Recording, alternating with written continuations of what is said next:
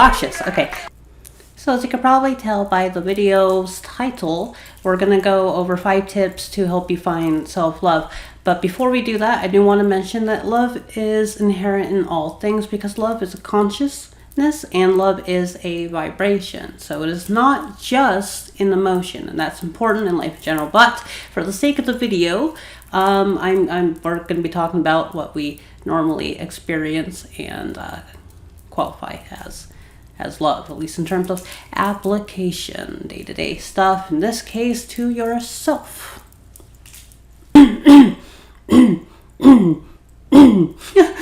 Obnoxious. Okay, so tip number 1 is, well, you already have it.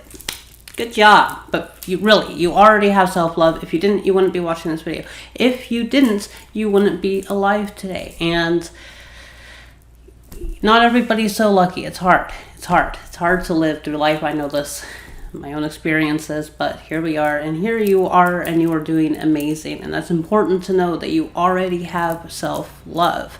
It's not something that you need to go find. Really, this is just to help you be more aware of it and more in tune with it. So we're going to bring the first tip to all of the other tips, because it is significant, and it is the groundwork, the framework for everything else that we're going to be talking about. So do keep in mind that you already have self-love, because you rock, you are awesome, and I love you. Number 2, now over here, well, here actually. Tip number 2, treat yourself without guilt, as long as it does not cause harm to you, to anyone else. That's universally important. We try to limit suffering, even if we just by nature cause it and experience it. It can't necessarily right now all the time for everybody totally negate suffering, and suffering can be important actually for your growth in this life. But as long as you are not intentionally doing that, and you're limiting the suffering, then there you go. Good job. But really, treating yourself without guilt is a way of giving yourself kind of a hug, which could be part of that. This isn't necessarily something that requires like money, like over shopping, or like over consumption in general. It could be as simple as taking yourself out on a date, treating yourself to a nice breakfast that you made, listening to your favorite song, relaxing, taking time out of your day to have for you and not in correlation to other people. Just time to yourself, with yourself. Treat yourself, give yourself what you need, what you're wanting. You deserve it, and it's welcome into your life. There's no reason why you shouldn't be able to treat yourself. And you shouldn't have guilt over having nice experiences. You shouldn't feel guilty for enjoying your life. You don't need to do that. You don't deserve to have to go through that. This does not extend into addictive behaviors, so over shopping, basically, addictions in general, because, well, it's causing suffering and it's hurting you, and it's not really the point. That's not necessarily treating yourself. That's kind of like hurting yourself, and that's not what we're getting at. Okay, so tip number 3. That's 6 threes, or 3 6 ones 3. Tip number 3. Throw out old attachments. If you didn't understand what I just said, throw out old attachments. This isn't necessarily including good memories, things that don't harm you, but it does mean items, memories, our addictions to people even.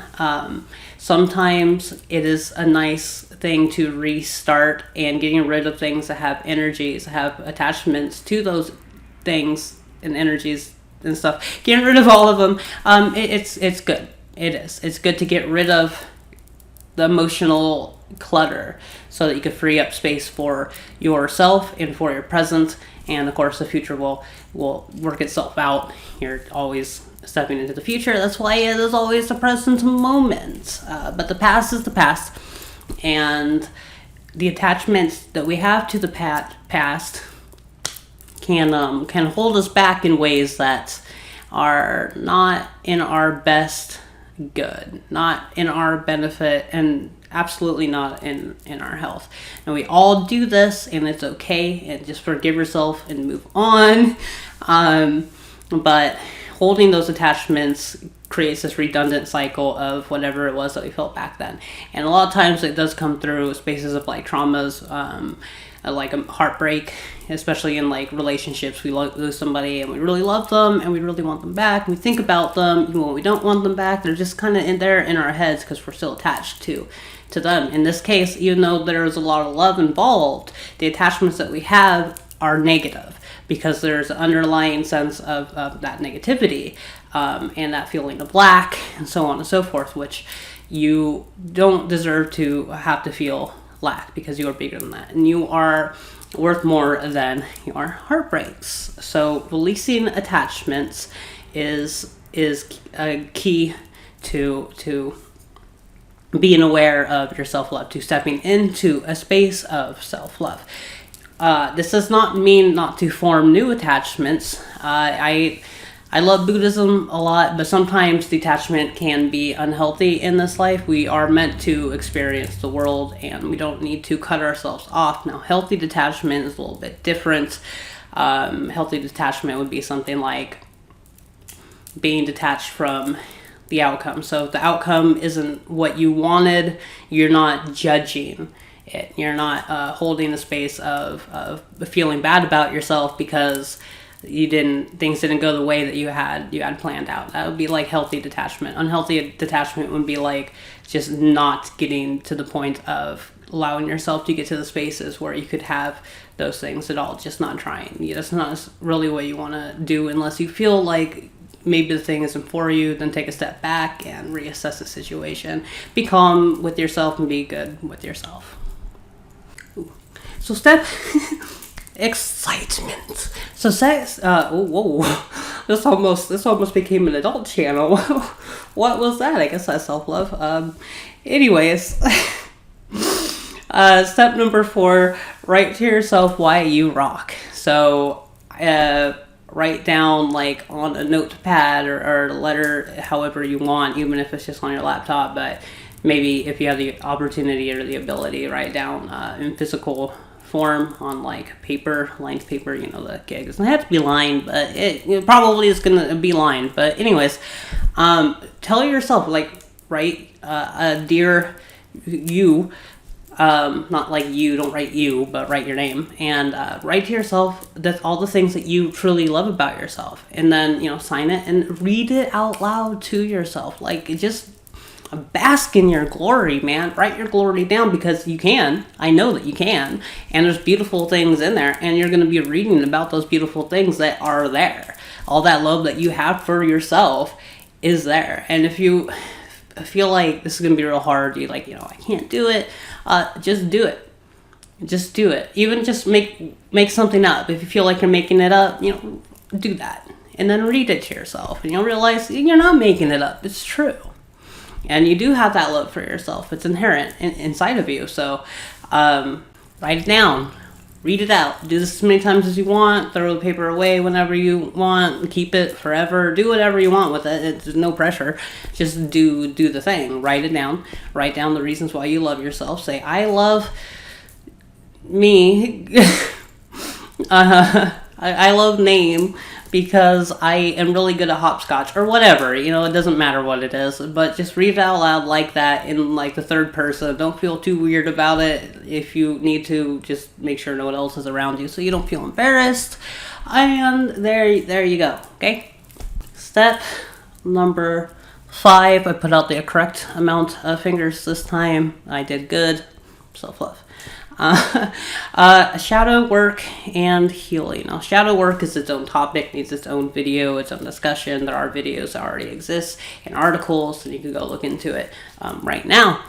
But shadow work is with healing, but it will help you get rid of all these things that you perceive to be about yourself as negative, because a lot of what shadow work is going real deep into your shadow, all these things that you were taught to believe are bad about yourself, And at least in my case, which worked out wonderfully, integrating those things into my being. That sounds scary at first until you realize that you're not half a person, that you're a full being, and all of you is worth loving. Now, if you're out there hurting people, don't do that. That's bad. But for the most part, we're not trying to hurt people. Most of us, we're not trying to hurt people. We're not bad people, We don't have bad intentions. It's just that, especially when we're young, sometimes people get into our heads and tell us that these things something about ourselves is bad, and we end up internalizing that and judging ourselves throughout that with that throughout our lives, and it continuously hurts us, and it continuously makes us feel like we're lesser, which we're not. None of us are lesser, but regardless, what you do is you take those things and then you bring them into yourself, and you find love for them so that you could find love for all of yourself. Consequently, you might end up digging through things that you just didn't want to remember, that you're not supposed to be, and you're not supposed to feel these things or feel these ways, and you kind of repress them.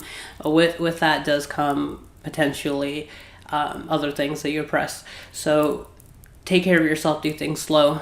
If you need to do them with other people somehow, whatever that might mean for you, therapy or whatever, then bring that into the equation.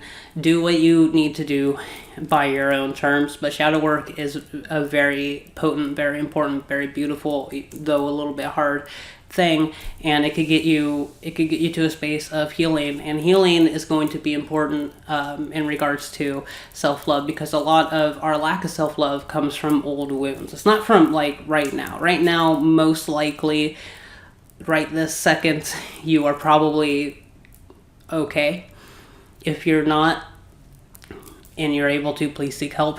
But for the most part, most of you watching this are probably okay right this second. And I get hugs. All the hugs. All of them. These are hugs. These are weekly hugs, but weekly hugs are still hugs. They're maybe even better hugs, because look at all the energy. Look at they know what they want. Which is everything, I guess. But, anyways, self-love is something that you're going to be able to find. It is something that you already have, and not just because, but partially because love is inherent through everything at all times and cannot be taken away. Only the awareness of it can be taken from you, or taken from yourself, however it plays itself out. But reintroducing yourself to that love is absolutely possible, no matter what you've gone through. What that means for you and how you get there might be specific to you and your journey, as we all have our own journeys here on this planet. But do remember that we are all a part of everything, and part of that everything is love. It is love consciousness, and you not only can recognize that you love yourself, but you can also become part of the love that's in all things. I don't know how else to explain that, but you're beautiful. You're indefinitely, forever, in all lifetimes, and all in between those lifetimes, and all the after the lifetimes, whatever it is that happens, you are always love itself. That is how much you are worth loving, and that is how possible it is for you to recognize that self-love, because you are that love. With all that being said, I hope that you take care and have a beautiful day, and I love you.